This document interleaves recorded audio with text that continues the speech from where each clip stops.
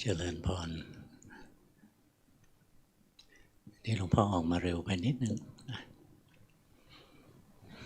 2 อาทิตย์นี้พอดี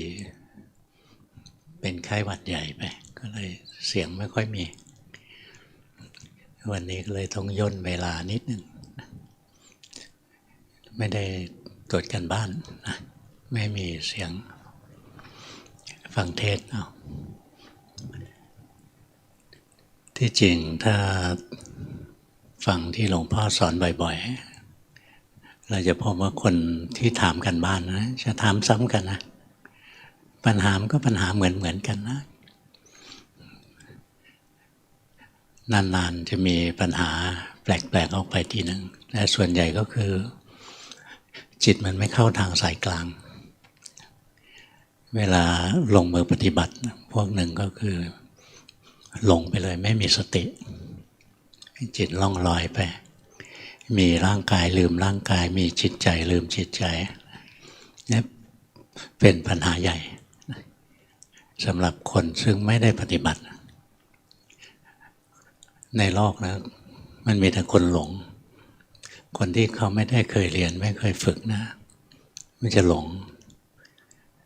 ส่วนใหญ่ก็หลงไปคิดเวลาตามองเห็นรูปก็หลงไปดูสนใจในสิ่งที่มองเห็นมีร่างกายก็ลืมกายมีใจก็ลืมใจ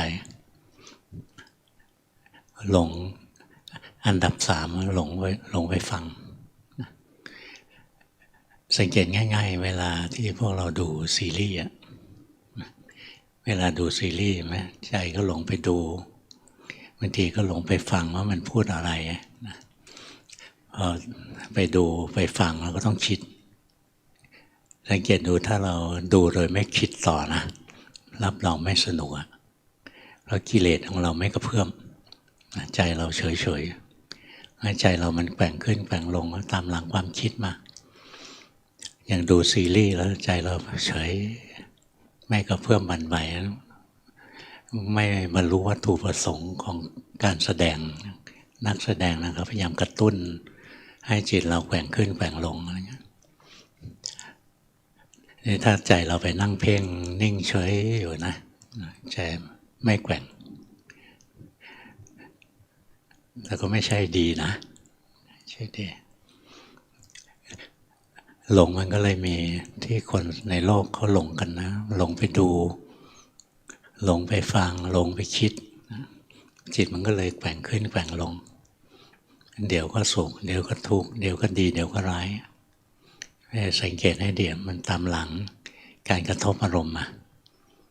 มีการกระทบอารมณ์ทางตาหูจมูกลิ้นกายใจ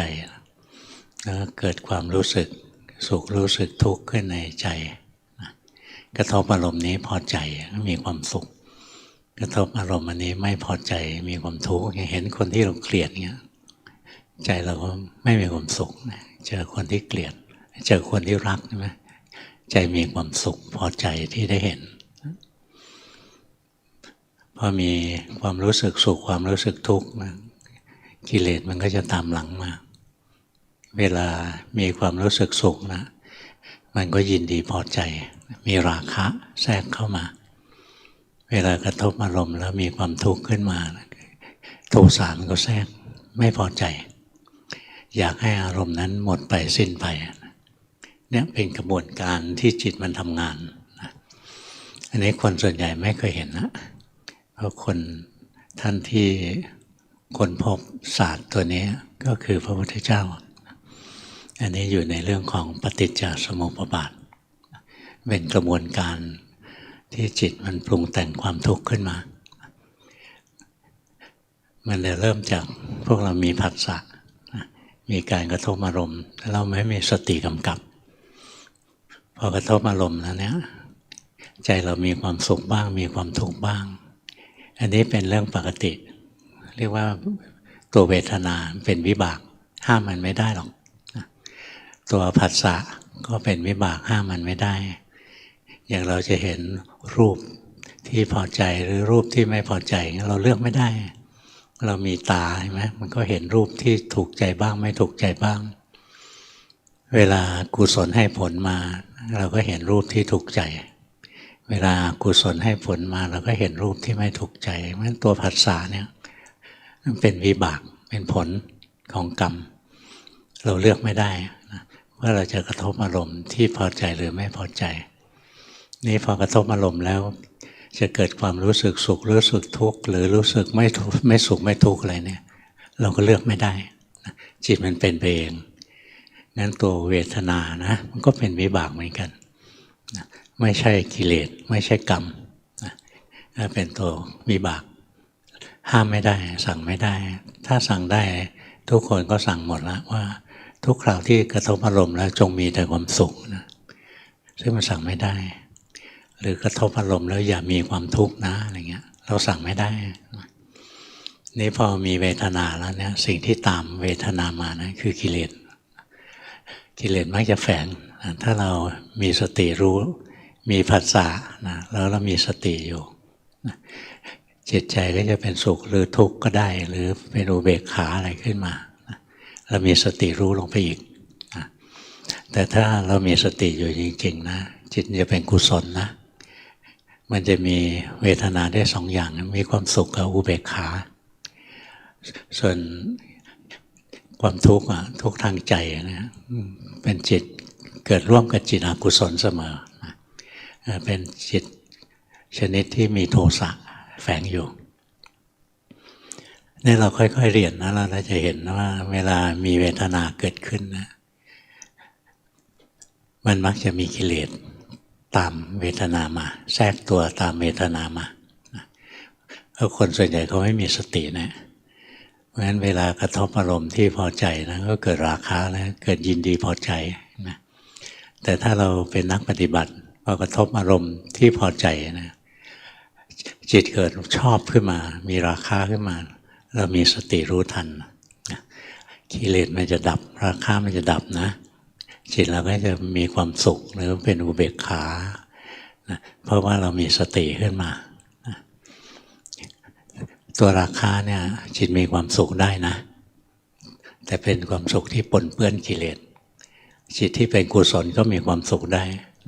แต่ไม่เปื้อนกิเลสเนี่ยค่อยๆฝึกค่อยๆสังเกตจิตใจของเราไปทีละช็อตทีละช็อตนะค่อยๆเรียนค่อยๆรู้ไปเลยเพราะว่าพอมีผัสสะก็มีเวทนาพอมีเวทนาแล้วมันมีตัณหาตัณหาคือความอยากอย่างพอเรามีผัสสะที่ถูกใจนะเป็นอารมณ์ที่ชอบใจนะจิตใจเรามีความสุขที่ได้สัมผัสอารมณ์นั้นความยินดีพอใจแล้วตัวราคะมักจะแทรกพอราคะมันแทรกเข้ามานะเราก็อยากให้อารมณ์ตัวนี้มันคงอยู่นานๆนี่เรียกว่าตัณหาความอยากเกิดขึ้นแล้วมันตามหลังเวทนามาอย่างมีความสุขเกิดขึ้นนะเราก็อยากให้ความสุขอยู่นานๆอันนี้เรียกว่าภวะตัณหาพอความสุขมันหายไปเราเสียดายนะเสียดายอยากให้มันกลับมาอยากได้ความสุขอันนั้นคืนมาอีกอันนี้เรียกว่ากามตัณหาอยากได้อารมณ์ที่ถูกใจพอได้อารมณ์ที่ถูกใจแล้วอยากให้อารมณ์ที่ถูกใจเนี่ยคงอยู่นานๆนี่เรียกว่าภวะตัณหาแต่พอเรากระทบอารมณ์ที่ไม่ถูกใจอยากให้มันหมดไปสิ้นไปอันนี้เรียกว่าวิภวะตัณหาอยากให้มันจบไปเร็วๆอย่างเวลาเราไม่สบายเราอยากให้มันหายเร็วๆนะนี่อยากนะมีตัณหานะตัณหานี้อยากให้โรคภัยไข้เจ็บมันหายเร็วๆหรือเวลามีเรื่องคลุ้มใจนะอยากให้หายคลุ้มเร็วๆมีความอยากเกิดขึ้นแล้วพอมีความอยากเกิดขึ้นในใจเรานะความดิ้นรนในใจมันจะเกิดขึ้นจะเกิดความดิ้นรนปรุงแต่งมีตัณหาก็จะเกิดการสร้างภพขึ้นมาภพก็คือการดิ้นรนปรุงแต่งของจิตนั่นแหละเป็นภพที่เกิดทั้งวันพอเรามีความอยากอันนี้เกิดขึ้นนะใจเราก็ดิ้นไปตามอำนาจของความอยากนั่นแหละอยากได้มานะใจก็ดิ้นแสวงหาอยากให้คงอยู่ใจก็ดิ้นที่จะรักษาเอาไว้อยากให้หมดไปสิ้นไปใจก็พยายามผลักดิ้นรนให้อารมณ์ที่ไม่ดีนั้นหมดไปสิ้นไป นี่พอใจมันมีความดิ้นรนนะใจเราก็เสียสมดุลแล้วใจหลงไปในความปรุงแต่งสิ่งที่ตามมาคือทุกข์นะมีตัณหาเมื่อไหร่ก็มีภพเมื่อนั้นมีภพเมื่อไหร่ก็มีทุกข์เมื่อนั้นงั้นภพไม่ว่าจะภพดีภพวิเศษแค่ไหนมันก็ทุกข์ในพวกเราหัดภาวนาเนี่ยนะบางทีเราดูยากไอ้ภพบางอย่างมันดูยากนะว่ามันไม่ดีอะอย่างเวลาเรานั่งสมาธิจิตเราสงบสบายโล่งว่างมีความสุขเนี้ย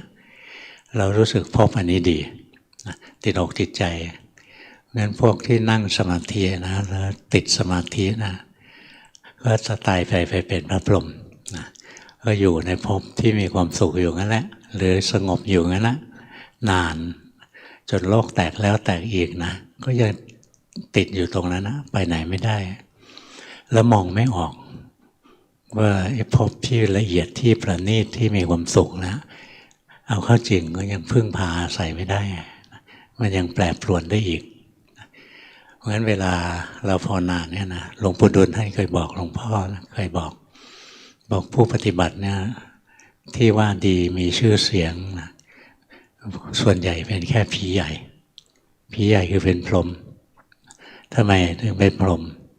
นะเพราะภาวนาแล้วเนี่ยจิตใจนะมันไปสร้างภพที่ละเอียดนะภพที่มีความสุขภพที่มีความสงบนะภพที่ดูดีสว่างไสวจิตใจมันก็ติดอกติดใจพอใจอยู่ในภพอันนี้มันก็วางภพนี้ไม่ได้นะงั้นส่วนใหญ่ท่านบอกว่านักปฏิบัติที่ว่าระดับครูบาอาจารย์มีชื่อเสียงอะไรเนี่ยส่วนใหญ่เป็นผีใหญ่เป็นพรหมเป็นพระอนาคามีอะไรอย่างเงี้ยนะไม่จบอ่ะคนที่จบจริงๆนะน้อยมากเลยจนในตำราเนี่ยเขาพูดนะว่าในยุคของเราเนี้ยอย่างมากก็ได้พระอนาคามีเนี่ยตำราเขาจะบอกงั้นนะซึ่งมันก็ไม่ได้มีนะว่าจะต้องเป็นอย่างนั้นเสมอไปนะแต่ว่าส่วนใหญ่มันได้แค่นั้นจริงๆเพราะอะไรเพราะยังไม่สามารถเห็นทุกข์อย่างแจ่มแจ้งได้น้อยคนนะที่จะพ้นออกไปได้งั้นที่ตำราบอกว่ายุคของเราเนี่ยอย่างมากก็พระอนาคาอะไรเนี่ยคงมองในแง่ว่าคนส่วนใหญ่นะที่ภาวนาทำดีที่สุดแล้วส่วนใหญ่ก็ได้แค่นั้นนะเพราะสติปัญญาเนี่ยไม่พอที่จะเห็นว่าสภาวะที่สงบที่มีความสุขนะมีความสบายสว่างไสวอะไรเนี่ยมองไม่เห็นนะว่ามันคือทุกข์แค่ไปมองว่ามันเป็นของดีของวิเศษพอภาวนาจิตเราว่างสว่างนะก็ดีแล้วตรงนี้เพราะฉะนั้นเวลาภาวนานะต้องใช้ความสังเกตให้มากอะไรๆก็สู้โยนิโสมนสิการไม่ได้คือมีความแยบคายในการสังเกตจิตใจตัวเองอย่างถ้าเราภาวนาแล้วใจเราว่างสว่างมีความสุขอยู่อย่างเงี้ยถ้าเรามีความแยบคายเราจะรู้ว่ามันต้องมีอะไรผิดนะหลวงพ่อเคยเจอมาด้วยตัวเองอันเนี้ยภาวนาแล้วจิตมันเคลื่อนออกไปข้างนอกนะไม่เข้าฐานมันเคลื่อนออกจากฐานไปนิดหนึ่งไปอยู่ข้างหน้าเนี่ยแล้วก็ว่างสว่างอยู่งั้นนะรู้สึกดีจังเลยนะจิตนี้สว่างว่างสงบสบายมีแต่ความสุขกิเลสอะไรไม่เห็นมีเลยนะที่จริงมีแต่ไม่เห็นนะกิเลสอะไรตอนนั้นนะเรียกว่ารูปราคะอรูปราคะมีราคะอยู่พอใจในความสุขความสงบของสมาธินะแล้วไม่เห็นนะนี่อาศัยว่ามีโยนิโสมนสิการนะพอจิตมันไปสงบมันไปว่างอยู่นานเนี้ยหลวงพ่อก็เริ่มพิจารณาพระพุทธเจ้าบอกจิตไม่เที่ยงทำไมจิตของเราเที่ยงพระพุทธเจ้าบอกว่าจิตเป็นทุกข์นะขันธ์ห้าเป็นทุกข์รวมทั้งวิญญาณขันธ์หรือจิตเนี่ยเป็นทุกข์ทำไมจิตเรามีแต่ความสุขจิตของเราเที่ยงสว่างไสวสงบสบายอยู่งั้นนะแล้วก็มีแต่ความสุขจิตนี่บังคับได้พระพุทธเจ้าบอกจิตเป็นอนัตตาแต่ทำไมจิตเราบังคับได้นึกอยากให้สงบเมื่อไหร่ก็ทำกำหนดปุ๊บลงไปก็สงบแล้วสบายว่างๆสว่างนะมันผิดที่ตรงไหนเนี่ยเห็นไหมมีโยนิโสมนสิการนะ รู้ว่าตรงนี้มันไม่ตรงกับสิ่งที่พระพุทธเจ้าสอนนะไม่ตรงกับในพระไตรปิฎกท่านพูดถึงขันธ์ห้าเป็นทุกข์ในขันธ์ห้าก็มีวิญญาณขันธ์คือตัวจิตมันเป็นทุกข์แล้วทำไมเราดูไปแล้วมันเที่ยงทำไมมันสุขทำไมมันบังคับได้มันต้องผิดนะมันต้องมีอะไรผิดแล้วล่ะที่เราปฏิบัติอยู่เนี่ยอาศัยความสังเกตนะค่อยๆสังเกตไปสังเกตไปรู้ว่าผิดแต่ไม่รู้ว่าผิดตรงไหนดูไม่ออกพอดีขึ้นไปเจอหลวงตามหาบัวตอนนั้นเข้าไปกราบท่านไปขอโอกาสบอกพ่อแม่ครูอาจารย์ผมขอโอกาสถามธรรมะท่านบอกเดี๋ยวก่อนเรายังไม่ว่างท่านกำลังควบคุมพระจัดศาลาจะฉันข้าวนะให้ท่านเป็นคนเสียงดังนะวกวักนั่นเป็นจริตนิสัยของท่านงามนะไม่ใช่ไม่งามแล้วก็มีสติไม่ใช่ขาดสติเลยนะแต่ว่าวาสนาของท่านเป็นอย่างนั้นเองวกวักเสียงดังนะดุพระนั้นดุองค์นี้วางโน่นไม่เรียบร้อยอะไรเงี้ยตัวว่าพอท่านดุได้ที่แล้วรู้สึกพอใจแล้วนะท่านก็หันมาถามว่าไงมีอะไรกราบเรียนท่านบอกพ่อแม่ครูอาจารย์ให้ผมดูจิตผมก็ดูจิตแต่ทำไมมันไม่พัฒนาผมรู้สึกว่ามันไม่พัฒนาเลยเนี่ยท่านมองหน้าพระนะท่านตอบเลยนะบอกที่ว่าดูจิตนั้นดูไม่ถึงจิตแล้วต้องเชื่อเรานะตรงนี้สำคัญนะเราผ่านมาด้วยตัวเราเองอะไรก็สู้บริกรรมไม่ได้นะพอท่านพูดอย่างนี้นะหลวงพ่อก็ท่านให้บริกรรมก็กราบท่านนะถอยออกมาห่างท่านสัก3 เมตร 2-3 เมตรนั่งพิงลุกลงระเบียงแล้วก็พุทโธไปใจมันไม่ชอบพุทโธพอท่องพุทโธท่านบอกว่าดีที่สุดเลยพุทโธเรามาท่องพุทโธนะใจมันรำคาญทำไมมันนั่งคิดอยู่ได้คิดแต่พุทโธน่ารำคาญนะใจจริตนิสัยมันไม่ชอบอย่างนั้นนะก็มาพิจารณาว่าทำไมครูบาอาจารย์จะให้พุทโธแสดงว่าสมาธิเราไม่พอแล้วสมถะเราไม่พอนะเนี่ยอาศัยโยนิโสมนสิการนะสังเกตตัวเองว่ามันต้องผิดละแต่ผิดตรงไหนดูไม่ออกก็อาศัยกัลยาณมิตรอาศัยครูบาอาจารย์บอกให้ว่าเฮ้ยมันผิดนะแต่ท่านก็ไม่ได้บอกว่ามันผิดท่านบอกนะว่ามันดูไม่ถึงจิตละนะให้ไปบริกรรมแล้วมาบริกรรมจิตไม่ชอบก็นึกได้ว่าเนี่ยพิจารณาลงไปท่านให้บริกรรมเนี่ยแสดงว่าสมาธิเราไม่พอวันหลวงพ่อก็ทำสมาธิทำสิ่งที่ตัวเองถนัดนะหายใจเข้าพุทหายใจออกโทหายใจเข้าพุทหายใจออกโททำอย่างนี้มาแต่เด็กแล้วนะหายใจไม่กี่ทีนะจิตก็รวมปุ๊บเข้าฐานนะพอจิตเข้าฐานปุ๊บเนี่ยถอยออกมาเนี่ยรู้เลยว่าโอ้ยมันผิดตรงไหนผิดตรงที่จิตเราออกนอกจิตเราไม่ตั้งมั่นจิตมันไม่ถึงฐานเนี่ยอาศัยโยนิโสมนสิการนะการพิจารณาการสังเกตตัวเองว่าสิ่งที่เราทำอยู่มันขัดกับคำสอนในพระไตรปิฎกอะไรเงี้ยหรือมันขัดกับสิ่งที่ครูบาอาจารย์บอกนะแล้วก็อาศัยกัลยาณมิตรคือครูบาอาจารย์ที่ท่านมีประสบการณ์มาแล้วเนี่ยท่านก็บอกเราง่ายอย่างถ้าเราภาวนานะทีแรกเราก็รูปคลำนะโอ้ยแต่ละข้อนะกว่าจะผ่านแต่ละจุดผ่านแต่ละด่านเนี่ยยากเย็นแสนเข็ญนะแต่พอเราตรงนี้เราผ่านแล้วเนี่ยเราเห็นคนอื่นปั๊บเนี่ยเรารู้เลยนะเว้ยง่ายนิดเดียวตรงเนี้ยทำไมไม่ผ่านสักทีนะก็มีพระที่วัดนะก็ภาวนาจิตมันเข้าไปจมอยู่กับความทุกข์ภาวนาไปนะจิตมันจมลงไปในความทุกข์แล้วมาบอกหลวงพ่อว่าแก้ไม่ได้สักทีหลวงพ่อบอกไปแก้มันทำไมง่ายนิดเดียวจิตไปจมในความทุกข์นะให้สังเกตเลยจิตมันมีวิภาวะตัณหามันไม่ชอบมันอยากให้ภาวะที่จิตจมในความทุกข์หมดไปสิ้นไปทำไมมองไม่เห็นตัณหาตัวนี้ย้อนเข้ามาดูเลยสิว่าจิตอยากให้จิตที่จมในความทุกข์เนี่ยมันจบมันดับนะ พอรู้ตรงนี้ปุ๊บนะเห็นเลยว่าจิตมีตัณหามีอยากนะพอรู้ทันอยากปุ๊บความอยากดับนะภพก็ดับทันทีเลยนะภพก็คือสิ่งที่จิตเราปรุงขึ้นมาอย่างจิตมันปรุงภพเข้าไปติดอยู่ในความทุกข์อ่ะภพที่จิตจมอยู่ในความทุกข์เนี้ยนรกนะนรกในคราบมนุษย์เนี่ย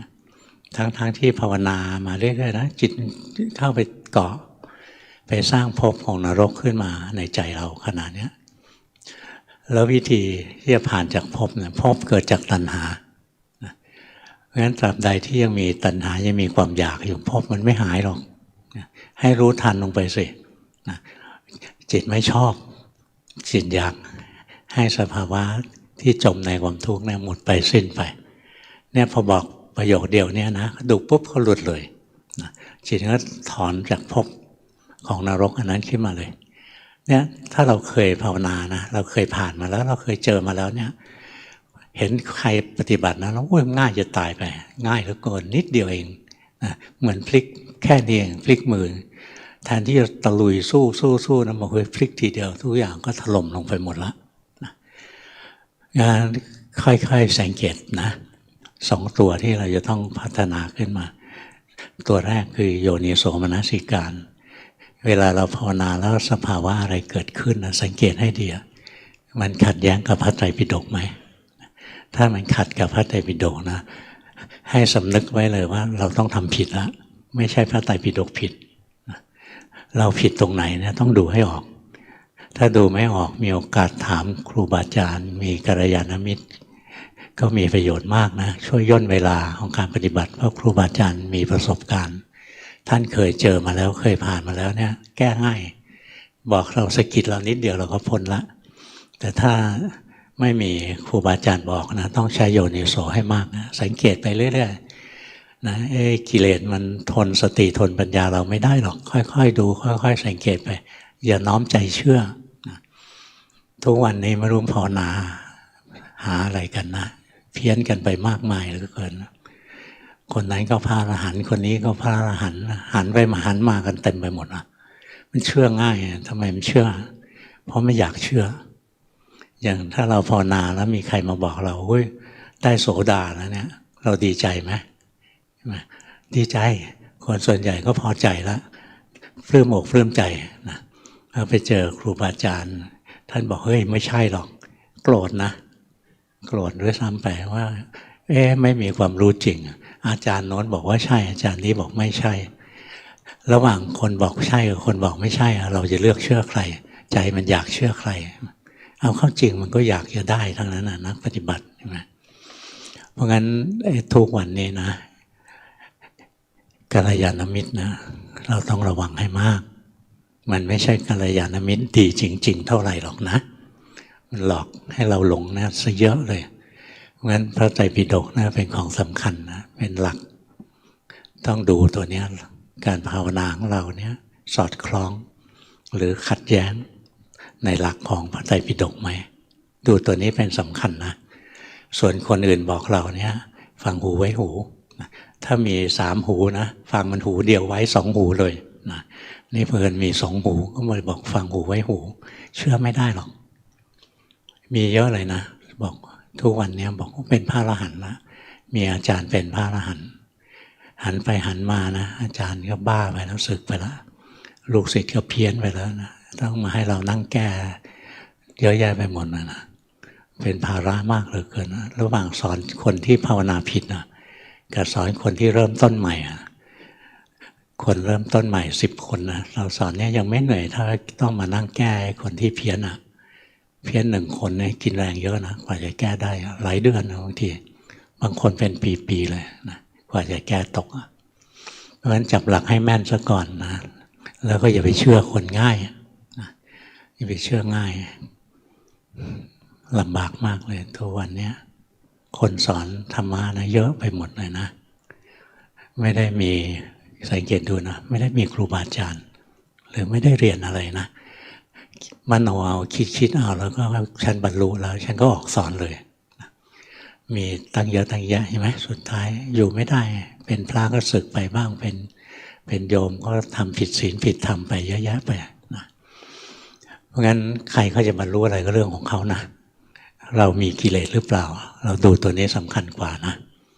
ถ้าเราภาวนาแล้วเราอยากเห็นกิเลสตัวเองได้เรายังมีทางพัฒนาได้แต่ถ้าภาวนาแล้วดีเหลือเกินไปไม่รอดละทุกวันนี้ที่ผิดมีเยอะนะหลายแบบเลยพวกหนึ่งเนี่ยฝึกแล้วน้อมจิตให้ว่างน้อมจิตให้ว่างทีมีวิธีน้อมหลายอย่างพวกหนึ่งไปอ่านหนังสือเซนเวลาใครเคยอ่านหนังสือเซนบ้างมีไหมเวลาอ่านแล้วรู้สึกไหมใจเราแปลกๆใจเราโล่งๆว่างๆนะนึกว่าพระอรหันต์นะหันไปหันมาเดี๋ยวก็กิเลสกลับมาได้นะแล้วก็ไปเที่ยวสอนกันนะว่า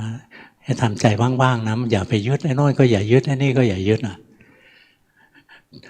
ถ้าอยู่ๆก็สั่งจิตบอกว่าอย่ายึดอย่ายึดแล้วก็ไม่ยึดได้นะทุกคนก็เป็นพระอรหันต์หมดแล้วทำไมไม่เดินตามเส้นทางที่พระพุทธเจ้าสอนแทนที่จะไปฝึกทำจิตให้ว่างนะทำจิตให้ว่างก็เป็นภพหนึ่งแล้วเป็นภพที่จิตติดในว่างและติดในอากาสานัญจายตนะติดอยู่ในว่างๆหรือไปเพ่งอยู่ที่ตัวจิตนั้นเป็นภพของวิญญาณัญจายตนะหรือภพไม่เอาอะไรสักอย่างไม่ยึดอะไรสักอย่างยึดกว่าไม่ยึดอะไรสักอย่างนั่นคืออากินจัญญายตนะก็เป็นภพอีกอย่างหนึ่งนะหรือภาวนาแล้วน้อมใจเคลิ้มลงไปนะเกือบจะลืมแล้วลืมตัวเหลือความรู้สึกอยู่นิดเดียวนะอันนั้นก็เป็นภพของเนวสัญญานาสัญญายตนะเนี่ยมันไม่ผ่านจริงก็ไปหลงสำคัญผิดว่าพวกอรูปทั้งหลายนะเป็นพระนิพพานแล้วก็เอามาสอนกันมีหลายวิธีนะพวกหนึ่งไปอ่านหนังสือเซนแล้วใจว่างๆแล้วก็บอกบรรลุละนะเวลาพูดอะไรก็พูดแหมเป็นปรัชญาลึกซึ้งฟังแล้วมันเคลิ้มดีนะนี่พวกนี้ไม่ได้ทำสติปัฏฐานนะอีกพวกหนึ่งทำสมาธินะแล้วน้อมจิตลงไปในความว่างไอ้พวกนี้เข้าอรูปฌานนะแล้วก็คิดว่าบรรลุพระอรหันต์บางคนนะภาวนาไปนะภาวนาไปกำหนดจิตไปเรื่อยนะแล้วก็ทรมานจิตเค้นจิตอย่างรุนแรงเลยให้มันเหนื่อยแสนสาหัสในสุดจิตมันสลบไปมันดับความรับรู้ไปไอ้ตัวนั้นปลงลุกฝักนะไม่ใช่พระอรหันต์อีกเนี่ยจุดที่ผิดพลาดนะมันเต็มไปหมดเลยนะต้องระมัดระวังนะบางคนก็สอนดูจิตเดินจิตอะไรต่ออะไรวุ่นวายนะเดินไปเดินมาก็ออกนอกรูนอกทางนะเพี้ยนเพื่อนไปนะวุ่นวายมากนะเพราะฉะนั้นเราจะต้องจับหลักการปฏิบัติให้แม่นยำนะสิ่งที่เราจะต้องทำนะคือสมถกรรมฐานและวิปัสสนากรรมฐานพระพุทธเจ้าบอกว่าสิ่งที่ควรเจริญด้วยปัญญายิ่งสองประการคือสมถกรรมฐานและวิปัสสนากรรมฐานสมถกรรมฐานเนี่ยสมาธิไม่ใช่ว่านั่งสมาธิแล้วมันจะถูกหลักของสมถกรรมฐานนะสมถกรรมฐานนะจริงๆแล้วทำไปเพื่อให้จิตตั้งมั่นนะจิตตั้งมั่นแล้วก็จิตมีพลังพอจิตตั้งมั่นแล้วมีกำลังเนี่ยมันจะเดินปัญญาได้ขันธ์มันจะแยกได้ถ้าจิตเราไม่ตั้งมั่นนะขันธ์มันไม่แยกนะอย่างเราไปภาวนาแล้วน้อมจิตนี่ยังมีพระที่วัดเพิ่งมาบวชนะไปเรียนสมาธิอะไรมาเดี๋ยวจะต้องไปกลับไปแก้ต่ออีกนะนั่งทำจิตเนี่ยนิ่งอยู่อย่างเงี้ยนะโอ้เห็นแล้วอยากเบิดกระโหลกนะมันติดอยู่แค่นั้นนะกี่ปีมันจะเพ่งอยู่แค่นั้นนะสมาธิไม่ได้แปลว่าเพ่งนะไม่ได้แปลว่าเพ่งคำว่าเพ่งมันตรงคำว่าฌานสมาธิคือความตั้งมั่นของจิตเราจะต้องมาฝึกจิตให้ตั้งมั่นเราจะฝึกจิตให้ตั้งมั่นได้อาศัยอะไรไม่ใช่อาศัยบริกรรมหรืออะไรนะอันนั้นไปทางฌานสิ่งที่จะทำให้จิตตั้งมั่นมีสัมมาสมาธิคือสัมมาสติพระเจ้าบอกว่าสัมมาสตินะเมื่อทำให้มากเจริญให้มากจะทำให้สัมมาสมาธิบริบูรณ์เมื่อสัมมาสมาธิทำให้มากเจริญให้มากจะทำให้สัมมาญาณะ นะคือการเจริญปัญญาทำวิปัสสนาเนี่ยบริบูรณ์สัมมาญาณะเมื่อทำให้มากเจริญให้มากจะทำให้สัมมาวิมุตติบริบูรณ์นะเพราะฉะนั้นเราต้องมีสัมมาสตินะการเจริญสติปัฏฐานนั่นแหละคือบทเรียนที่จะทำให้เราเกิดสัมมาสติสติปัฏฐานเป็นทางสายเอกเป็นทางสายเดียวเพื่อความบริสุทธิ์หลุดพ้นเพราะงั้นถ้าบอกว่ามีวิธีบรรลุโดยอ่านหนังสือแล้วก็บรรลุใจว่างๆไม่ได้ทำสติปัฏฐานนะ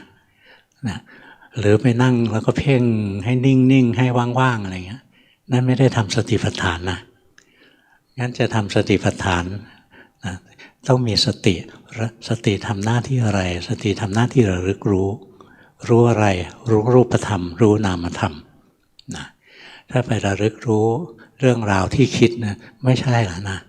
อันนั้นหลงไปอยู่ในโลกของความคิดแล้วคนส่วนใหญ่มันหลงอยู่ในโลกของความคิดนะงั้นเปลี่ยนแทนที่จะหลงไปในโลกของความคิดตลอดเวลานะมาอยู่กับโลกของความรู้สึกตัวมีสติรู้สึกร่างกายมีสติรู้สึกจิตใจของตัวเองยากไหมไม่เห็นจะยากตรงไหนเลยมันยากเพราะไม่ยอมทำอย่างขณะนี้หายใจออกรู้ยากไหมขณะนี้หายใจเข้ารู้ยากไหมไม่เห็นจะยากตรงไหนเลยขณะนี้นั่งอยู่รู้สึกไหมยากไหมที่จะรู้ว่าตอนนี้นั่งอ่ะถ้าตรงนี้ยากก็เพี้ยนแล้วนะธรรมะจริงๆไม่ใช่เรื่องลึกลับนะแต่ลึกซึ้งนะลึกซึ้งเพราะเรานึกไม่ถึงอ่ะเพราะเรานึกไปตามอำนาจของกิเลสนะลองทำเจริญสติให้ดีนะมีสติหายใจออกรู้สึกมีสติหายใจเข้ารู้สึกมีสติยืนรู้สึกเดินนอนนั่งนอนรู้สึกมีสติเคลื่อนไหวรู้สึกมีสติหยุดนิ่งรู้สึกนะคอยรู้สึกในความมีอยู่ของร่างกายนะแล้วต่อไปก็จะรู้สึกถึงความเปลี่ยนแปลงของร่างกายตรงที่เรารู้สึกถึงความมีอยู่ของร่างกายเนี่ยระลึกอยู่จิตไม่วอกแวกไปที่อื่นนะจิตอยู่ในอารมณ์อันเดียวนี้จิตสงบอยู่แล้วจิตไม่คลอนแคลนวอกแวกไปนะแล้วถ้าจิตเคลื่อนไปปุ๊บหลงไปจากอารมณ์กรรมฐานรู้ทันจิตเนี่ยตั้งมั่นขึ้นมางั้นจิตที่ตั้งมั่นเนี่ยอาศัยกำลังของสติรู้ทันจิตที่ไม่ตั้งมั่นง่ายนิดเดียวเท่านั้นเองนะอาศัยสติรู้ทันจิตที่ไม่ตั้งมั่นคือจิตที่หลงไปไหลไปหลงไปดูหลงไปฟังหลงไปคิดหลงไปเพ่งนะงั้นหัดดูไปเรื่อยๆนะถ้าดูจิตได้ดูจิตไปเลยถ้าดูจิตไม่ได้รู้สึกกายไปก่อนอย่าลืมร่างกายร่างกายเนี่ยเหมือนปราการด่านสุดท้ายแล้วนะที่เราจะปฏิบัติเนี่ยเป็นของที่หยาบที่สุดแล้วเพราะงั้นในสติปัฏฐานนะสังเกตไหมท่านเริ่มที่กายกายเป็นของหยาบนะดูง่ายอะไม่ยากหรอก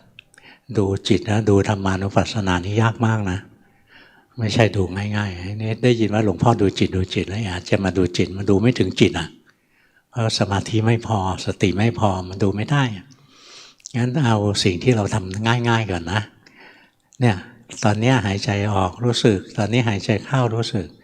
หายใจสักพักหนึ่งหนีไปคิดเรื่องอื่นละลืมการหายใจ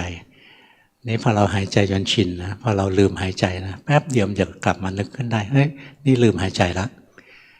ตรงที่รู้ว่าหลงไปนะหลงลืมการหายใจจิตที่หลงมันจะดับนะจิตที่รู้ตั้งตื่นเบิกบานตั้งมั่นจะเกิดขึ้นอัตโนมัตินะเพราะฉะนั้นไอ้จิตรู้เนี่ยไม่ได้ยากนะแต่สั่งให้เกิดไม่ได้อาศัยสติรู้เวลาจิตมันหลงอะแล้วเราจะเห็นจิตหลงได้ง่ายนะถ้าเรามีกรรมฐานที่เราเหมาะกับเราอย่างคนส่วนใหญ่นะดูจิตไม่ได้ใช้กายนี่แหละง่ายๆนะร่างกายเคลื่อนไหวรู้สึกร่างกายหยุดนิ่งรู้สึกร่างกายยืนเดินนั่งนอนรู้สึกร่างกายหายใจออกหายใจเข้ารู้สึกไปเรื่อยๆแล้วพอมันลืมร่างกายนะเรียกมันขาดสติแล้วมันจะลืมไม่นานมันเคยรู้สึกกายนะพอมันลืมกายไปแป๊บเดียวพอร่างกายขยับนะมันรู้สึกเองเลยนะมันจะรู้สึกขึ้นมาได้เองนะตรงที่มันรู้สึกว่าเอ้ยเมื่อกี้มันหลงไปขณะนั้นนะจิตหลงมันดับไปแล้วนะจิตรู้ได้เกิดขึ้นเรียบร้อยแล้วเพราะฉะนั้นหลงแล้วรู้หลงแล้วรู้นะฝึกไปทำกรรมฐานสักอย่างหนึ่งที่เราถนัดจะดูกายก็ได้หรือถนัดดูจิตก็ได้ดูเวทนาก็ได้แล้วแต่จะถนัด แต่คนรุ่นนี้สมาธิน้อยนะแล้วจิตใจเราวอกแวกวอกแวกสมาธิสั้นมากเลยนะไปดูจิตดูไม่ทันจิตมันไวนะยกเว้นแต่ว่าบางคนฝึกสมาธิมาแข็งแรงนะสติว่องไวไปดูจิตเอาเลยไม่ต้องมาดูกายแต่ถ้ายังดูจิตไม่ออกรู้สึกร่างกายไปทำบ่อยๆนะหายใจออกรู้สึกหายใจเข้ารู้สึกยืนเดินนั่งนอนรู้สึกเคลื่อนไหวรู้สึกหยุดนิ่งรู้สึกไปเรื่อยๆแล้วเวลามันขาดสติมันหลงมันลืมร่างกายนะมันจะลืมไม่นานนะหลวงพ่อก็เคยเล่นนะหลวงพ่อดูจิตมาตั้งแต่แรกแล้วหลวงปู่ให้ดูจิตหลวงปู่ดูลนะพอภาวนาไปช่วงหนึ่งนะใช้เวลา7 เดือนหลวงปู่บอกว่าเข้าใจการปฏิบัติแล้วช่วยตัวเองได้แล้วพึ่งตัวเองได้แล้วไม่หลงแล้วหลวงพ่อก็ออกไปดูคนอื่นเขาปฏิบัติยังไงนะเข้าไปตามสำนักโน้นสำนักนี้นะเข้าไปดูก็ไปเจอหลวงพ่อเทียนหลวงพ่อเทียนสอนลูกศิษย์อยู่สอนโยมนะลูกศิษย์นั่งเรียนอยู่วันอาทิตย์นะที่วัดสนามในเราก็ไปดูหลวงพ่อเทียนหลวงพ่อเทียนเคลื่อนไหวไปพูดไปหลวงพ่อเทียนมีสติใช้ได้นี่หว่าวิธีนี้นะใจก็นึกนะหันไปมองลูกศิษย์ขยับพวกหนึ่งนั่งคิดท่านี้แล้วต่อไปท่าไหนนี่คิดเอาละนะท่านี้แล้วอันไหนแน่วะเนี่ยใจมันหลงไปคิดอันนี้ไม่มีสติอีกพวกหนึ่งขยับนะแล้วก็เพ่งอยู่ที่มือจิตแนบเข้าไปที่มือเพ่งนะไอ้พวกนี้ก็ใช้ไม่ได้ไม่มีสตินิ่มเพ่งลูกเดียวเลยนะเพ่งอย่างนี้จิตสงบเฉยๆนะสงบโง่ๆอยู่งั้นนะมันไม่เดินปัญญาหรอกนะในขณะที่หลวงพ่อเทียนกระทบอารมณ์นะแล้วก็มีสตินะขนาดพูดไปขยับตัวไปนะไม่หลงนะหลวงพ่อวิธีดูกายก็ใช้ได้เหมือนกันฮะไม่เคยทำเห็นท่านขยับปุ๊บจำได้แล้ววิธีของท่านหลวงพ่อก็ไปนั่งใต้ต้นไม้ที่วัดท่านนั่นแหละนะแต่ไม่ไปนั่งรวมกลุ่มกับใครนะไปหลบอยู่ใต้ต้นไม้นั่งขยับ14 จังหวะรำคาญมันเยอะไปนะเหลือแค่นี้เคลื่อนไหวแล้วรู้สึกเคลื่อนไหวแล้วรู้สึกเคลื่อนไหวแล้วรู้สึกหยุดนิ่งแล้วรู้สึกเคลื่อนไหวแล้วรู้สึกหยุดนิ่งแล้วรู้สึกเล่นอยู่นี่นะอีกวัน2 วันเดินอยู่ริมถนนนะเห็นเพื่อนไม่เจอกันนานนะอยู่คนละฝั่งถนนดีใจตอนนี้ขาดสติดีใจไม่รู้ว่าดีใจนะก็หันซ้ายหันขวาดูว่าไม่มีรถตรงนั้นก็ยังขาดสติอยู่พอเท้าขยับนะก้าวเท้าจะข้ามถนนนะร่างกายเคลื่อนไหวนะเราเคยฝึกร่างกายเคลื่อนไหวแล้วรู้สึกนะพอเท้าเคลื่อนเท่านั้นเองสติเกิดเลยเฮ้ยนี่มันหลงไปแล้วนะสติเกิดปั๊บเนี่ยจิตมันตั้งมั่นเด่นดวงขึ้นมาเลยนะเพราะฉะนั้นทันทีที่สัมมาสติเกิดนะสัมมาสมาธิเกิดร่วมด้วยเสมอแล้วนะงั้นมีสติบ่อยๆหลงแล้วรู้นั่นแหละยิ่งถี่ยิ่งดีนะบางคนบอกไม่หลงเลยมีผู้หญิงคนหนึ่งนะตอนนั้นหลวงพ่อบวชใหม่ๆหลวงพ่อก็สอนเขามานั่งรู้สึกตัวไว้อย่าหลงเขาสะบัดหน้าใส่นะดิฉันไม่เคยหลงเลยนะทำหน้าอย่างนี้นะดิฉันไม่เคยหลงเลยเก่งไอ้เราเห็นแล้วโอ้น่ากลัวไว้นะอาการหนักแล้วช่วยไม่ได้กรรมใครกรรมมันนะก็ต้องปล่อยเนี่ยเราฝึกไปนะทำกรรมฐานสักอย่างหนึ่งนะแล้วจิตเราหลงไปนะรู้ทันไม่ได้ทำกรรมฐานเพื่อให้จิตนิ่งนะทำกรรมฐานเพื่อว่าจิตหลงไปเรารู้ทำกรรมฐานให้จิตนิ่งมันจะไปยากอะไรฮะน้อมจิตเพ่งลงไปในอารมณ์อันเดียวเนี่ยมันก็นิ่งแล้วนะแต่จะฝึกให้จิต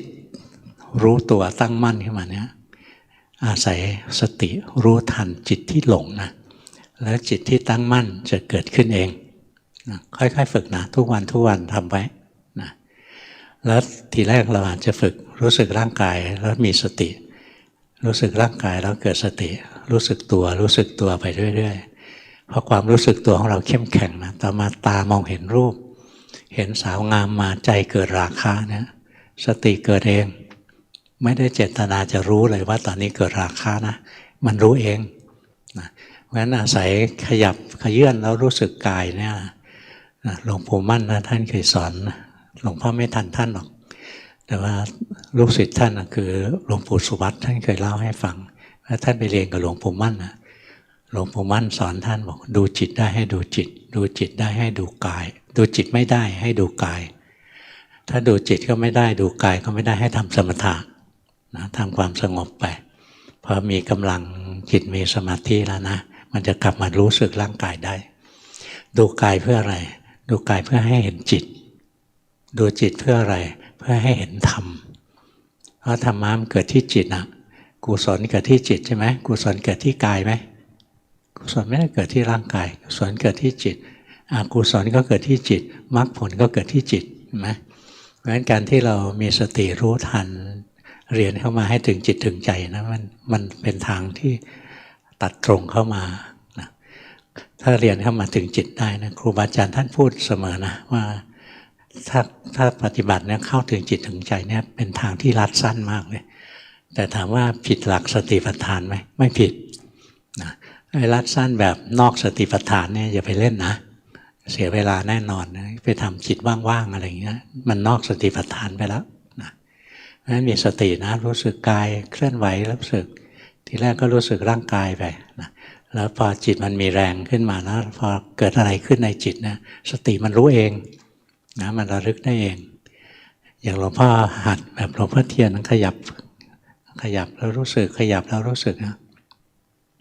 แล้วพอขาดสตินะพอเท้าเคลื่อนนะสติเกิดเองเฮ้ยลงไปแล้วเนี่ยมันเกิดรู้สึกตัวขึ้นมานะนั้นทั้งที่เริ่มต้นจากการรู้กายนะสุดท้ายมันจะเข้ามารู้จิตนะเข้ามาที่จิตได้อัตโนมัติแต่อยู่ๆเนี่ยไม่มีแรงพอนะอยู่ๆจะไปดูจิต100คือเพ่งจิตอย่าไปเพ่งจิตติดว่างติดนิ่งติดเฉยนะอันนั้นผิดนะเพราะฉะนั้นเวลาภาวนาอย่าใจร้อนนะถ้าดูจิตได้ก็ดูไม่ได้ก็อย่าฝืนนะดูไม่ได้ก็ดูกายไปนะร่างกายหายใจออกรู้สึกหายใจเข้ารู้สึกยืนเดินนั่งนอนรู้สึกเคลื่อนไหวหยุดนิ่งรู้สึกทำไปเรื่อยๆแล้วพอมันหลงปุ๊บมันจะรู้สึกเองนะเราเคยหายใจออกรู้สึกหายใจเข้ารู้สึกพอมันหลงไปคิดเรื่องอื่นมันลืมหายใจนะแล้วจังหวะการหายใจเปลี่ยนปุ๊บนี่นะสติเกิดเองเลยนะเนี่ยรู้ทันจิตตัวเองแล้วรู้ทันจิตที่หลงไปจากกรรมฐานจิตจะตั้งมั่นขึ้นมาอัตโนมัติพอจิตตั้งมั่นได้บ่อยๆจิตจะมีพลังนะแล้วขันธ์มันจะแยกพอจิตตั้งมั่นได้ขันธ์มันจะแยกอัตโนมัตินะเพราะงั้นบอกแยกธาตุแยกขันธ์บางคนบอกว่าฝึกกรรมฐานแล้วก็แยกธาตุแยกขันธ์ถามแยกยังไงก็เห็นท้องพองอันหนึ่งท้องยุบอันหนึ่งอันนั้นไม่ได้แยกธาตุแยกขันธ์นะไอ้นั่นท้องพองท้องยุบมันก็รูปเหมือนกันนะใช่ไหมแยกขันธ์ได้นะอย่างน้อยต้องมีจิตในขันธ์ห้าเนี่ย4ขันธ์เนี่ยกับมีวิญญาณขันธ์คือตัวจิต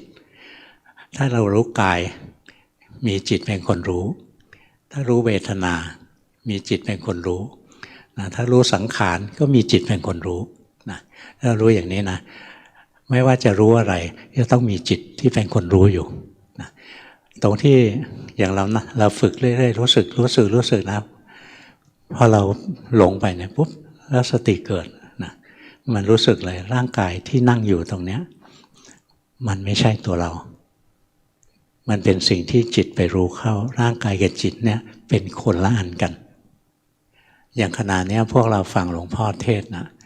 จิตของพวกเราจะมีสมาธิขึ้นมานะเพราะเวลาหลวงพ่อเทศด้วยสมาธิไม่ใช่นั่งคิดพูดไปเรื่อยๆนะขณะนี้จิตเราฟังธรรมะแล้วจิตเราเกิดสมาธิลองรู้สึกที่ร่างกายสิรู้สึกไหมร่างกายมันนั่งอยู่ร่างกายพยักหน้ารู้สึกไหมไอ้ร่างกายที่นั่งอยู่ไม่ใช่ตัวเราเป็นของที่จิตไปรู้เข้าร่างกายที่พยักหน้าไม่ใช่ตัวเราเป็นสิ่งที่จิตไปรู้เข้าร่างกายที่หายใจออกหายใจเข้าไม่ใช่ตัวเราเป็นสิ่งที่จิตไปรู้เข้าเห็นไหมมันแยกขันธ์ได้นะแล้วมันถึงจะเดินปัญญาได้งั้นในตำรานะเขาพูดถึงโสรถญาณ16คือการเจริญปัญญา16อันที่1เรียกนามรูปปริเฉทญาณ แยกรูปกับนามได้ร่างกายมันนั่งนามคือจิตเป็นคนรู้นะร่างกายหายใจนามคือจิตเป็นคนรู้เนี่ยรูปนามอย่างนี้ถึงจะเรียกแยกรูปแยกนามนะไม่ใช่รูปพองอันหนึ่งรูปยุบอันหนึ่งนั่นยังไม่ได้แยกอะไรเลยนะนั่นเพ่งอยู่ที่ท้องนะสิ่งที่ได้คือสมถะนิ่งสงบเฉยๆเป็นสมถะชนิดที่เพ่งอารมณ์นะอยู่ในอารมณ์มันเดียวไม่เกิดปัญญาหรอกนะเนี่ยค่อยๆฝึกนะไม่ใช่เรื่องยากเกินไปให้กันบ้านต่อไปนี้นะทุกวันแบ่งเวลาไว้เลยนะฝึกกรรมฐานเอาที่เราถนัดหายใจก็นั่งรู้ตอนนี้หายใจออกตอนนี้หายใจเข้าสงบหรือไม่สงบก็ช่างมันไม่ได้ฝึกเอาสงบมันแค่ของแถมเป็นของเล่นจุดสำคัญคือเอาสติมีสติหายใจออกมีสติหายใจเข้าฝึกไปไม่ชอบหายใจนะก็มีสติยืนเดินนั่งนอนรู้สึกไปยืนเดินนั่งนอนรู้สึกมันนานไปไม่ชอบอีกนะเคลื่อนไหวรู้สึกหยุดนิ่งแล้วรู้สึกอย่างพยักหน้าอย่างนี้รู้สึกนะยิ้มหวานรู้สึกอะไรเงี้ยนะยิ้มหวานนะร่างกายขยับขยื่นอะไรเนี่ยคอยรู้สึกไปลองดูนะลองทำดูลองใช้กายนี่แหละง่ายแล้วพอจิตมีแรงนะมันจะขึ้นมาดูจิตเองนะพอจิตรู้สึกกายไปเรื่อยๆพอจิตหลงนะสติเกิดเองรู้ว่าหลงแล้วจิตจะตื่นขึ้นมาพอตื่นบ่อยๆนะจิตจะมีพลังนะพอจิตมีพลังมันจะทรงตัวขึ้นมาโดยที่เราไม่ได้จงใจจิตมันจะตั้งมั่นโดยเราไม่ได้จงใจนะขันธ์มันจะแตกตัวออกไปมันจะแยกรูปส่วนรูปเวทนาส่วนเวทนาจิตสังขารส่วนสังขารจิตส่วนจิตนี่มันจะแยกกันแล้วแต่ละอันจะสอนไตรลักษณ์เรารูปก็ตกอยู่ใต้ไตรลักษณ์เวทนาคือความสุขทุกข์ก็ตกอยู่ใต้ไตรลักษณ์สังขารคือความปรุงดีปรุงชั่วก็ตกอยู่ใต้ไตรลักษณ์จิตที่รับรู้อารมณ์ทางตาหูจมูกลิ้นกายใจก็ตกอยู่ใต้ไตรลักษณ์เราก็จะเห็นนะขันธ์ห้าทั้งหมดนะล้วนแต่ตกอยู่ใต้ไตรลักษณ์ดูไปเรื่อยๆนะซ้ำแล้วซ้ำอีกซ้ำแล้วซ้ำอีกนะจนกระทั่งถึงจุดหนึ่งจิตมันยอมรับความจริงแล้วขันธ์ห้านี้ไม่ใช่ตัวเราจิตมันยอมรับความจริงได้ขันธ์ห้าไม่ใช่เราไม่มีเราในขันธ์ห้าไม่มีเรานอกเหนือจากขันธ์ห้าถ้าทั้งตัวนี้ยังไม่เป็นเราโต๊ะเก้าอี้มันจะเป็นเราได้ไงใช่ไหมข้างนอกมันก็ไม่มีขันธ์ห้าข้างในนี้ก็ไม่ใช่ขันธ์ห้าเนี่ยเรียนลงไปนะนี่คือธรรมะระดับพระโสดาบันนะเพราะฉะนั้นเราพยายามรู้สึกร่างกายเรื่อยๆนะจนกระทั่งจิตมีแรงขึ้นมาหลงแล้วรู้ไปนะทำกรรมฐานไปนะที่เราถนัดแล้วจิตมันหลงแล้วรู้แล้วจิตจะมีแรงพอจิตมันมีแรงขันธ์มันจะแยกพอขันธ์แยกแล้วแต่ละขันธ์นะล้วนแต่แสดงไตรลักษณ์แสดงความไม่ใช่ตัวเราทั้งนั้นเลยการที่เราแยกสิ่งที่เรียกว่าตัวเราออกเป็นส่วนๆนะเป็นวิธีการของพระพุทธเจ้านะท่านเรียกว่าวิพัชชวิธีวิพัชชวิธีนะเป็นวิธีการในศาสนาพุทธเราที่จะเรียนรู้ความจริงพอเราอย่างนี้เรารู้สึกมีตัวเราจริงๆนะนี่เราพอหัดแยกเราเห็นว่าร่างกายก็อันหนึ่งจิตก็อันหนึ่งเราจะเห็นร่างกายไม่ใช่เราแล้วจิตนะเป็นคนรู้ยังหลงว่าจิตเป็นเราอยู่เห็นเวทนาสุขทุกข์ไม่ใช่เราจิตก็เป็นคนรู้อีกเห็นสังขารความปรุงดีปรุงชั่วจิตก็เป็นคนรู้อีกนะสังขารก็ไม่ใช่เราแล้วต่อไปมันจะเห็นนะจิตเองก็ตกอยู่ใต้ไตรลักษณ์จิตเองก็ไม่เที่ยงเดี๋ยวก็เป็นจิตผู้รู้เดี๋ยวก็เป็นผู้คิดเดี๋ยวก็เป็นผู้เพ่งเดี๋ยวเป็นผู้ไปดูรูปฟังเสียงดมกลิ่นลิ้มรสอะไรเงี้ยนะขันแต่ละขันนะมันแตกตัวออกแล้วแต่ละขันนั้นจะสอนเราว่าไม่มีตัวตนอันนี้คล้ายๆกับเราเห็นรถยนต์หนึ่งคันคนทั่วไปพอเห็นรถยนต์ก็นี่ยี่ห้อนี้ยี่ห้อนี้ไอ้นี่รถไฟฟ้าเดี๋ยวก็ระเบิดแล้วอะไรเงี้ยคิดไปงั้นนะนี่ถ้าเราเป็นลูกศิษย์พระพุทธเจ้าเราเห็นรถหนึ่งคันเราคิดว่ารถมีจริงเราลองถอดลูกล้อออกลูกล้อเป็นรถยนต์ไหมลูกล้อไม่ใช่รถยนต์ใช่ไหมถอดเอากันชนออกไปกันชนก็ไม่ใช่รถยนต์ใช่ไหม ถอดเอาเบาะออกไปเบาะก็ไม่ใช่รถยนต์เอาแบตเตอรี่ออกไปแบตเตอรี่ก็ไม่ใช่รถยนต์เนี่ยแยกไปเรื่อยนะสุดท้ายรถยนต์หายไปงั้นสิ่งที่เป็นรถยนต์นะก็คืออะไหล่จำนวนมากมารวมกันประกอบกันขึ้นมาก็เลยเกิดความเป็นรถยนต์ขึ้นมาตัวเรานี้ก็เหมือนกันนะเรานี่ตัวเรานี่ตัวเราแต่ถ้าเราสามารถแยกขันธ์ออกมาได้นะเรียกว่าวิพัฒชวิธีจับแยกเข้าไปกายส่วนกายเวทนาส่วนเวทนาสัญญาความจำได้หมายรู้ส่วนหนึ่งสังขารความปรุงดีปรุงชั่วส่วนหนึ่งนะจิตที่เป็นคนรู้เป็นอีกส่วนหนึ่งพอแยกได้แล้วแต่ละส่วนจะไม่มีเราร่างกายเนี่ยสติเราระลึกอยู่จะไม่รู้สึกนะว่านี่คือตัวเรานะจะไม่รู้สึกหลวงพ่อเคยเล่นตอนเด็กๆนะเล่นวิ่งไล่จับกับเพื่อนกติกาก็คือใครถูกจับตัวได้คนนั้นแพ้ต้องเป็นคนไล่หลวงพอถึงเขาก็นับ1 2 3ก็วิ่งกันหลวงพ่อไม่วิ่งนะเดินสบายๆไอ้คนที่เป็นคนไล่มันก็โดดจับหลวงพ่อเลยมันดึงมือไว้เลยจับได้แล้วจับตัวได้แล้วบอกเฮ้ยนี่ไม่ได้จับตัวนี่มันจับมือจับแขนนี่ก็แขนไม่ใช่ตัวมันก็ชักงงนะตอนนั้นหลวงพ่อไม่กี่ขวบหรอกแล้วเสร็จแล้วมันก็เลยรวบทั้งตัวเรารวบเอวจับตัวได้แล้วเฮ้ยนั่นเอวมันสรุปว่าไงไหมไอ้ขี้โกงน้อยมันไม่รู้จักปรมัตถธรรมนะเนี่ยทำไมเล่นอย่างนี้ได้ตั้งแต่เล็กๆของมันเคยเจริญปัญญามาแล้วนะไม่เคยแยกขันธ์มาแล้วพอแยกขันธ์ออกไปแล้วตัวเราไม่มีนะเนี่ยเพราะฉะนั้นสะสมของเราไว้นะวันนี้อาจจะบางคนอาจจะเรียนยากบางคนเรียนง่ายก็ไม่เป็นไรตั้งอกตั้งใจรักษาศีล5 ข้อไว้นะต้องรักษานะแล้วก็พยายามมีสติไปทำกรรมฐานไปที่เราถนัด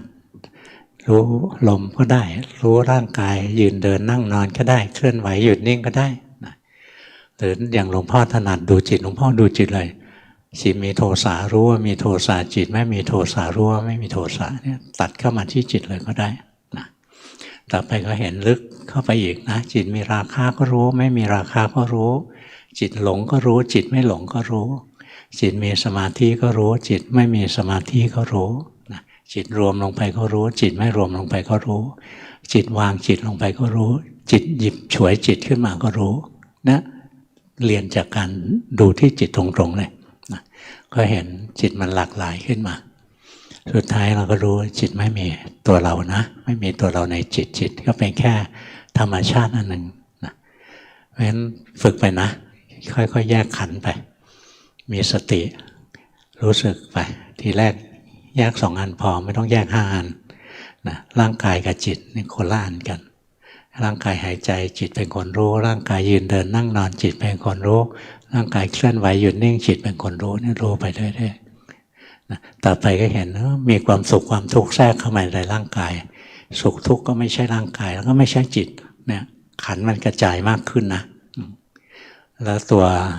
ร่างกายนะถ้าจิตทรงสมาธินะมันแตกออกไปอีกนะร่างกายเนี่ยแตกออกเป็นธาตุดินน้ำไฟลมออกไป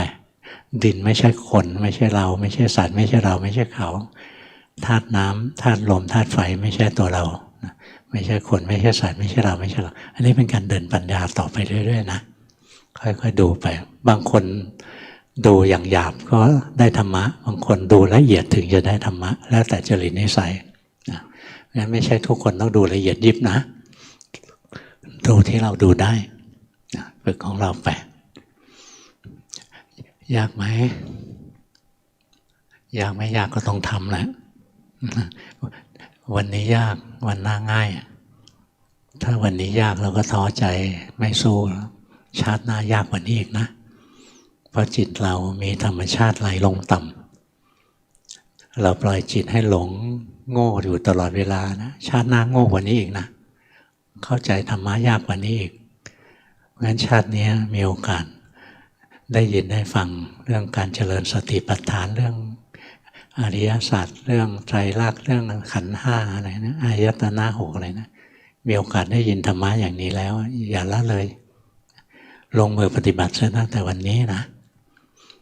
เมื่อก่อนหลวงพ่อเคยสอนลูกศิษย์อยู่นะว่าลงมือปฏิบัติตั้งแต่ตอนนี้นะก่อนที่รอยเท้าของครูบาอาจารย์จะหายไปถึงวันที่เราไม่เห็นร่องรอยแล้วเนี่ย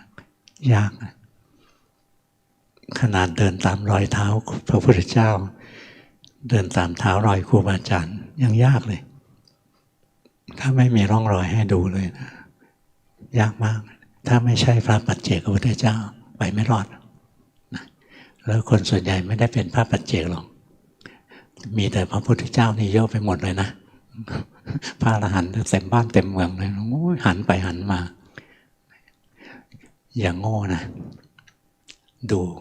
ที่กิเลสของเราสำคัญนะรู้ตัวนี้ไว้วันนี้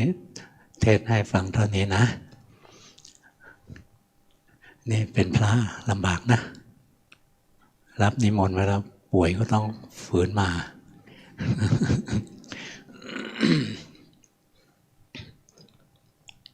เห็นพวกเราตาแป๋วๆนะก็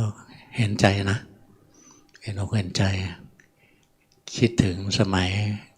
ที่เที่ยวแสวงหาครูบาอาจารย์เที่ยวแสวงหาธรรมะไม่ใช่เรื่องง่ายนะนี่อาศัยบุญตอนเด็กๆครูบาอาจารย์องค์แรกที่หลวงพ่อเข้าไปวัดท่านเนี่ยท่านเปาหลีท่านก็ภาวนาดีพอจะมาเจริญปัญญานะครูบาอาจารย์องค์แรกที่เข้าไปหาคือหลวงปู่ดูลในขณะที่บางคนใช่ไหมหาอาจารย์นี้ปาราชิกอาจารย์นี้มีเมียไปแล้วอะไรอย่างเงี้ยนะไอ้นี่โกงเงินวัดไปแล้วได้อาจารย์อย่างนี้ตลอดนะอย่าเชื่อง่ายนะอย่าเชื่อง่ายใครเขาดีก็โมทนากับเขาแต่อย่าเชื่องั้นจะโดนเขาหลอกพระอรหันต์จริงๆมีไม่มากนะพระอรหันต์หิวเยอะมีหิวทั้งวันนะอยากได้นอนอยากได้นี่มันหลอกเราพวกหิวพระอรหันต์เลยตกเป็นเหยื่ออย่างโง่นะไม่มีทางลัดไม่มีฟลุกทางพ้นทุกข์มีทางเดียวคือการเจริญสติปัฏฐานมีสตินะถ้าพลาดจากหลักนี้พลาดแล้วเสียงหมดแล้วขอให้ญาติโยมทุกคนขยันภาวนาให้พรแล้วนะเนี่ย